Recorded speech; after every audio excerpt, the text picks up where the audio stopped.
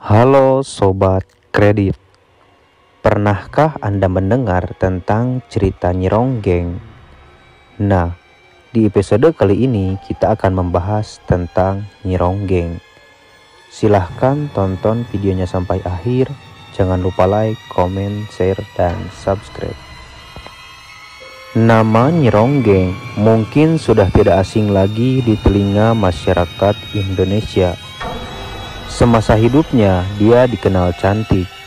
Namun siapa sangka jika makam Nyi Ronggeng di Dusun 16 Desa Kolam, Kecamatan Percut Seiteran, Kabupaten Deli Serdang, Sumatera Utara juga tak pernah sepi dari sesajen. Kuburan keramat itu lumayan jauh dari pemukiman warga sekitar. Untuk dapat menuju ke lokasi, pengunjung harus melintas jalan setapak yang cukup sulit dilalui kendaraan roda 2. Biasanya pengendara menggunakan kendaraannya hanya sampai di lokasi di bawah kelapa sawit milik PTP Nusantara II yang jaraknya masih jauh dari makam keramat itu. Kemudian mereka harus berjalan kaki ke makam keramat Nyi Ronggeng melalui bedeng-bedeng petak sawah milik warga sekitar. Tetapi meski demikian, makam tersebut sering diziarahi warga sekitar maupun dari daerah lainnya. Lokasi itu tampak tak pernah sepi dari bermacam sajen yang dipersembahkan para peziarah kepada makam sinden Nyai Ronggeng. Konon katanya, gadis cantik yang masih berusia belia itu memiliki nama asli Siti Aminah. Dia sengaja didatangkan oleh Belanda dari Banyumas ke Desa Kolam karena kepiawaiannya menjadi sinden Ronggeng. Di daerah ini, Nyai Ronggeng menjadi penghibur bagi tuan-tuan Belanda dan kuli kebun dahulu kala. Siasat kolonial Belanda yang menghibur kuli perkebunan hanyalah akal-akalan. Tujuannya tak lain agar uang gaji kuli kebun perkebunan ludes seketika dan mereka akhirnya tetap terikat dengan kontrak perkebunan. Akibatnya, para kuli Belanda itu hidupnya melarat karena habis digunakan untuk menyaksikan hiburan yang berbau erotis. Tarian Ronggeng dikenal lahir dari kisah kebencian selangit Dewi Rengganis. Pada sekalangan laki itu diperagakan Nyai Ronggeng dengan meliuk-liuk bokongnya serta kemolekan tubuhnya di hadapan penggemarnya di daerah perkebunan milik Belanda itu.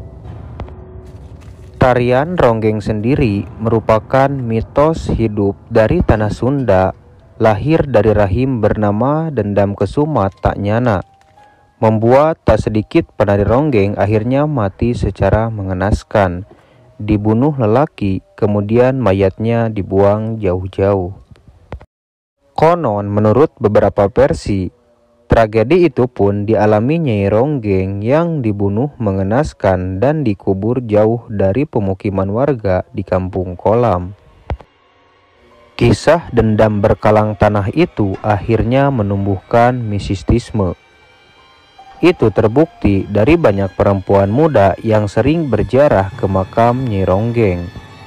Di situ mereka memohon bermacam-macam. Kebanyakan memohon agar dirinya bisa tenar dan cantik, serta Nyai Ronggeng semasa hidupnya menjadi idola bagi para kaum lelaki. Roh Nyai Ronggeng juga masih dipercaya sering gentayangan di sekitar lokasi kuburan keramat tersebut. Di samping kuburannya terdapat batu besar yang diyakini sebagai tempat petilasan sesama hidup Nyai Ronggeng dalam mengisi parewangan yang mengikuti tubuhnya. Kini makamnya dijadikan tempat meminta. Uniknya, meskipun tidak ada warga di sana, di pekarangan itu sengaja dibangun musola dan toilet. Namun, lokasi di sekitar kuburan itu tetap terasa menjadi tempat angker. Bulu kuduk terasa merinding, seolah pertanda roh penari ayu itu menyambut kedatangan peziarah. Belum lagi hamparan sawah yang dulunya lokasi makam itu dikelilingi perkebunan, menambah seramnya wilayah makam wanita malang nan cantik itu. Kisah mistis pun cukup sering dialami warga sekitar Irin. Salah seorang petani tidak jauh dari lokasi menceritakan beberapa kisah keramat yang dialaminya di sekitar kuburan keramat Nyai Ronggeng. Konon katanya, mereka justru tidak merasa heran jika ada hal-hal peristiwa yang aneh di luar nalar. Pikiran yang terjadi di lokasi makam, peristiwa tersebut sudah terbiasa sejak dari orang-orang terdahulu di sana.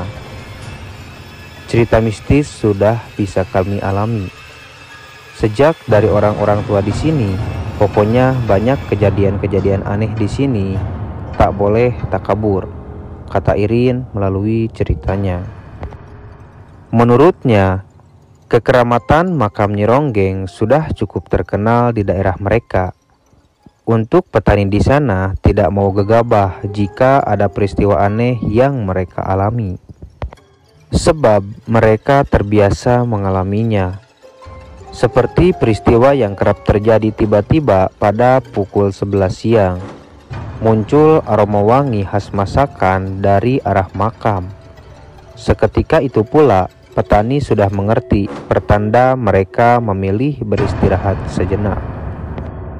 Diyakini bau tersebut berlangsung karena adanya hajat besar dari makhluk kasat mata di makam Nyai Ronggeng. Kalau sudah ada aroma wangi masakan itu, kami istirahat kerja.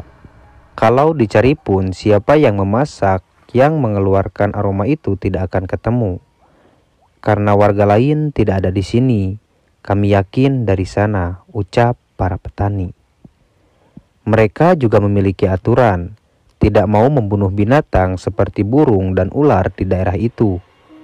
Meskipun mereka menjumpai ular yang berukuran besar, warga yang bertani di sana memilih membiarkannya hingga pergi begitu saja. Irin juga mengatakan sejak dirinya masih kecil sudah bisa mendengar cerita gaib yang terjadi di lokasi pemakaman Nyi Ronggeng. Sebelum kampung kolam Seramai yang sekarang, pada pukul 12 dini hari, sesekali sayup-sayup masih terdengar suara alun gamelan yang biasanya mengiringi sinden. Asal suara itu pun tidak akan pernah ditemukan. Sementara itu, Joko, seorang pemancing ikan di daerah itu, mengaku pernah mendatangi makam Nyai Ronggeng bersama seorang rekannya sesama pencari ikan. Pada pukul 12 siang, niat mereka ingin melihat-lihat serta ingin beristirahat di makam keramat tersebut. Begitu mereka sampai di lokasi, langsung mengucapkan salam.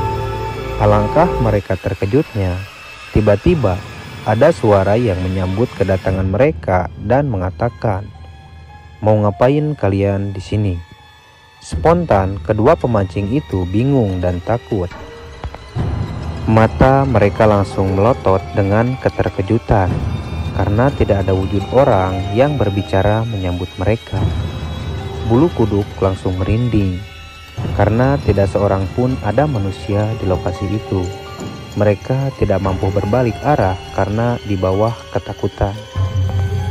Dengan gemetar, keduanya perlahan mundur seraya meninggalkan lokasi. Sejak itu kami tidak mau mendekat ke makam. Biarpun kami selalu memancing di sekitar sini, kami kapok ke sana, kata Joko dan temannya. Sejak peristiwa itu, Joko memilih hanya berani memancing sekitar 800 meter, jaraknya paling dekat dari makam.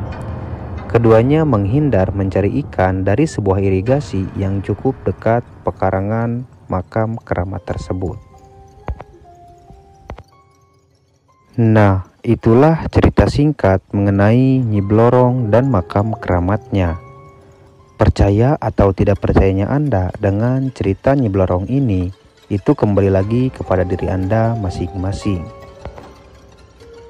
Terima kasih telah menonton video ini. Jangan lupa like, comment, share, dan subscribe. Akhir kata, saya pamit. Sampai jumpa lagi di video selanjutnya.